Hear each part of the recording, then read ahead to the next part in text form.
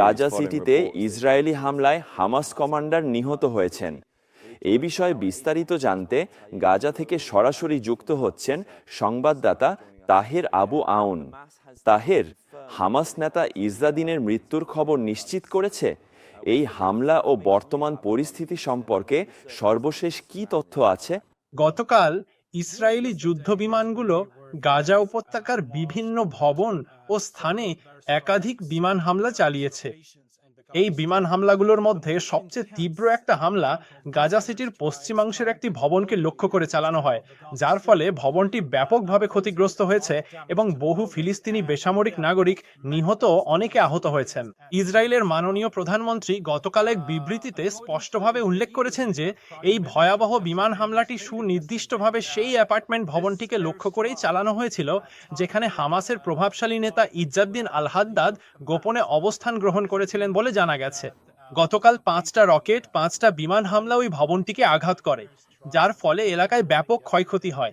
ভবনটিও মারাত্মকভাবে ক্ষতিগ্রস্ত হয় এবং অনেক মৃত্যু ও আহতের ঘটনা ঘটে। আজকের এই সকালবেলায় হামাস গোষ্ঠীর একটি নির্ভরযোগ্য সূত্র AG1-কে নিশ্চিত করে জানিয়েছে যে গতকালের সেই ভয়াবহ হামলার মূল লক্ষ্যবস্তু আসলে হামাসের প্রভাবশালী নেতা ইজ্জাদ্দিন আল হাদ্দাদকে হত্যা করাই ছিল। অন্যান্য বিমান হামলার বিষয়ে বিস্তারিত বলতে গেলে ইসরায়েলি যুদ্ধ বিমানগুলো গাজা উপত্যকার বিভিন্ন গুরুত্বপূর্ণ স্থানে অত্যন্ত ভয়াবহ হামলা চালিয়েছে। এর মধ্যে গাজা শহরের পশ্চিম দিকে চলাচলকারী একটি যানবাহনকে লক্ষ্য করে তীব্র আক্রমণ করা হয় এবং একই সাথে গাজার দক্ষিণাঞ্চলের বেশ কিছু জনবহুল এলাকা ও নির্দিষ্ট স্থানেও ব্যাপক বিমান হামলা চালানো হয়েছে। অন্যান্য গুরুত্বপূর্ণ বিষয়গুলোর পাশাপাশি গাজা উপত্যকার সাধারণ মানুষরা দীর্ঘদিন ধরে যে চরম এবং ভয়াবহ মানবিক সংকটে ভুগছে, সেটি বর্তমানে একটা বিশাল মানবিক সংকটে দাঁড়িয়েছে।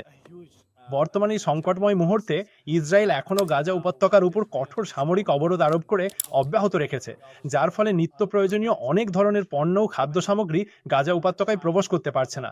এর ফলে গাজা উপত্যকায় আবারও তীব্র খাদ্য সংকট ও অনাহার ফিরে এসেছে এবং বর্তমানে সেখানে খাদ্যের দামও সাধারণ মানুষের নাগালের বাইরে অনেক বেশি। এছাড়াও ইসরায়েলি সেনাবাহিনী ওষুধ এবং চিকিৎসা সরঞ্জাম ঢুকতে বাধা দিচ্ছে। এর ফলে গাজা উপত্যকায় প্রয়োজনীয় জীবন রক্ষাকারী ওষুধের তীব্র সংকট দেখা দিয়েছে এবং অসহায় রোগী ও আহতদের চিকিৎসা ব্যবস্থাও মারাত্মকভাবে ভেঙে পড়েছে। এবং এর অনিবার্য ফলস্বরূপ আপনারা সকলেই জানেন যে এই অঞ্চলের মানবিক সংকট গত কয়েক মাস ধরে অত্যন্ত আশঙ্কাজনকভাবে অনেক বেশি বৃদ্ধি পেয়েছে।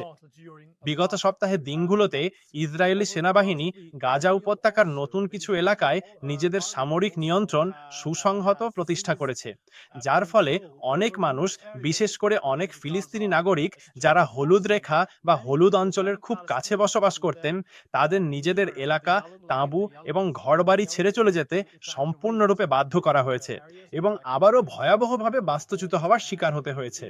কিছু পরিবার ইতিমধ্যে 10 বার বাস্তুচ্যুত হয়েছে এই মুহূর্তে, এবং গত সপ্তাহে যা ঘটেছে তা সত্যিই ভয়াবহ ছিল, কারণ ইসরায়েলি সেনাবাহিনী মানুষকে গুলিবর্ষণের মধ্যে এলাকা ছাড়তে বাধ্য করেছে, যার ফলে অনেক ফিলিস্তিনি আহত হয়েছেন। বর্তমানে সংকটজনক পরিস্থিতিতে এখন গাজা উপত্যকার শতকরা 60% চাইতেও বেশি অঞ্চল ইসরায়েলি সেনাবাহিনী সম্পূর্ণরূপে নিজেদের নিয়ন্ত্রণে নিয়ে নিয়েছে।